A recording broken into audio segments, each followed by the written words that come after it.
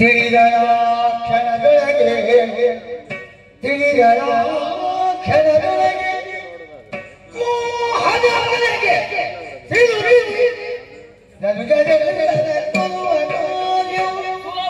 ಸುಲಭವೆಂದಲೇ ತನ್ನ ಮನದೊಳಗೆ ಎಂದು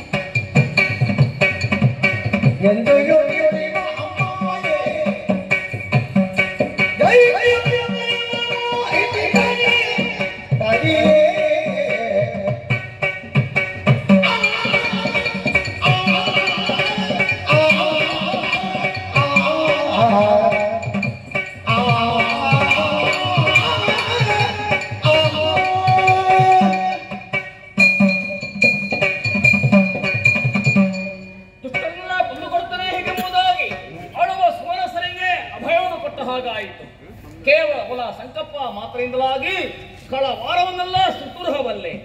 ಹಾಗಾಗಬಾರದು. ದೇವಿ ಮಹಾತ್ಮೆಯ ಸಾರ ಏನೆಂಬುದಾಗಿ ಭಾವುಕರೆಲ್ಲ ಅರ್ಥವಿಸಿಕೊಳ್ಳಬೇಕು. ಅದು ಹೇಗೆ? ನಾನೇ ಶೋಣಿತಾಪುರದೆಡೆಗೆ ಹೋಗಿ ಕಳ ಸಂಹಾರ ಮಾಡಿ ಎಂದಾದರೆ ನನ್ನದ್ದಾರಂತಹ ದಿವ್ಯತೆಗೂ ಭವ್ಯತೆಗೂ ಅದಕ್ಕೊಂದು.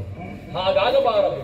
ಆ ಕಳವನ್ನೆಲ್ಲ ನನ್ನ ಸನಿಹಕ್ಕೆ ಭರಿಸಿ ಕೊಲ್ಲಬೇಕೆಂಬಂತಹ ತೀರ್ಮಾನಕ್ಕೆ ಬಂದವಳು ನಾನು. ಯಾವ ರೀತಿ ಭರಿಸಲಿ ಅಲ್ಲ, ಯಾವ ರೀತಿ ಕೊಲ್ಲಲಿ? ಸರಿ ಸರಿ, ಇಳೆಯಲ್ಲಿ ಜನ್ಮವೆತ್ತಂತಹ ಪ್ರತಿಯೊಬ್ಬ ಜೀವನು ಹೆಣ್ಣಿಗೂ ಹೊನ್ನಿಗೂ ಮಣ್ಣಿಗೂ ಮರುಳಾಗಲೇಬೇಕು. ಅದರಲ್ಲಿ ಮದೋಂದರಂತಹ ರಕ್ಕಸರು ಹೆಣ್ಣಿನ ರೂಪ ಸೌಂದರ್ಯಕ್ಕೆ ಮರಳಾಗುವುದು ಖಂಡಿತ. ಅದಕ್ಕೆ ಬೇಕಾಗಿಯೇ ನನ್ನ ನಿಜವಾದಂತಹ ರೂಪವನ್ನು ಮರೆಗೊಳಿಸಿದೆ. ಈ ಸುಂದರ ಆಕಾರವನ್ನು ಧಾರಣೆ ಮಾಡಿಕೊಂಡೆ. ಕೌಶಿಕೆ ಹೀಗೆಂಬುದಾಗಿ ನಾಮೂ ನಿಲ್ಲಿಸಿದ ಹಾಗಾಯಿತು. ದುಷ್ಟ ನಿಗ್ರಹಕ್ಕೆ ಸೂಕ್ತ ಸ್ಥಳ ಯಾವುದು? ಹೀಗೆ ಯೋಚಿಸುತ್ತಾ ಸೇರಿದಂತಹ ಪ್ರದೇಶ ಇದಲ್ಲವೇ ಕದಮ್ಮಾವನ? ಓಹೋ,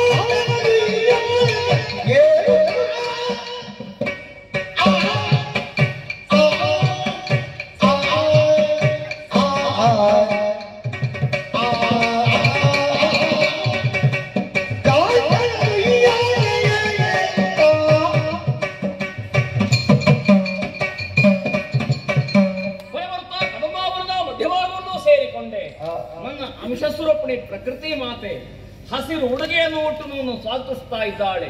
ಎಲ್ಲಿ ನೋಡಿದರಲ್ಲಿ ಗಿಳಿ ಕೋಗಿಲೆಗಳ ಇಂಚರ ಧ್ವನಿ, ಮಾರುತರು ಮಂದವಾಗಿ ಬೀಸುತ್ತಾ ಇದ್ದಾನೆ. ನನ್ನ ಮನಸ್ಸು ಮುದವಾಗಿದೆ. ಇಲ್ಲಿ ಕುಳಿತುಕೊಳ್ಳಲಿ, ಹೇಗೆ ಸಂಹಾರ ಮಾಡಲಿ ಹೀಗೆ ಯೋಚಿಸುತ್ತಾ ಇರುವಾಗ ಅದೋ ಅಂಬರದ ಆಚೆಯಿಂದ ಕುಂಬಿದಿಗಿರುವಂತಹ ನನ್ನ ಉಯ್ಯಾಲೆಯೊಂದು.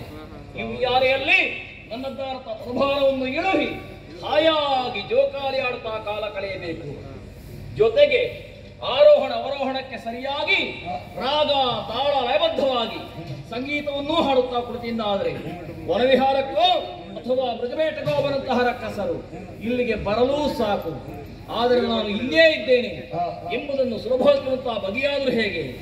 ಅದಕ್ಕೆ ಬೇಕಾಗಿಯೇ ನನ್ನ ಮೈಯ ಗಂಧವನ್ನು ಗಾಳಿಯ ಜೊತೆಯಲ್ಲಿ ಸೇರಿಸಿ ಬಿಟ್ಟೆ. ತನಗಂಧವನ್ನು ಅಗ್ರಾಡಿರುತ್ತಾರು ಇಲ್ಲಿಗೆ ಬರಲೇಬೇಕು. ಬರಲಿ, ಬೇಟೆಗಾರನ್ನು ಬಲೆ ಬೀಸಿ ಯಾವ ರೀತಿ ಕ್ರೂರ ಮಗಳನ್ನು ಹಿಡಿದು ಕೊಲ್ಲುವರು ಅದೇ ರೀತಿ ನನ್ನ ಸೌಂದರ್ಯ ಬಲೆ ಬೀಸಿ ದುಷ್ಟನೆಲ್ಲ ಕೊಲ್ಲುವಂತಹ ತೀರ್ಮಾನ ಮಾಡಿದ್ದೇನೆ. ತಡೆಯಾಕಂತೆ ಯಾರು